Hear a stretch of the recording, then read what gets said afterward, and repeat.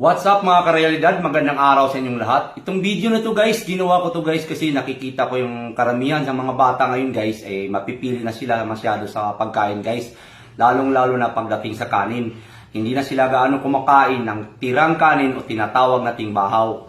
Ngayon guys, isi-share ko lang sa inyo kung paano ko ginawang katakam-takam, kaaya-aya, at the same time masarap guys kung paano ko ginawang garlic cheese fried rice and yang chow cheese fried rice. Pero bago yan guys, dun sa mga hindi pa nakasubscribe, huwag nyo naman kalimutang i-subscribe itong channel na to at i-hit ang notification bell para ma-update ko naman kayo sa aking mga bagong video guys. Tara na guys!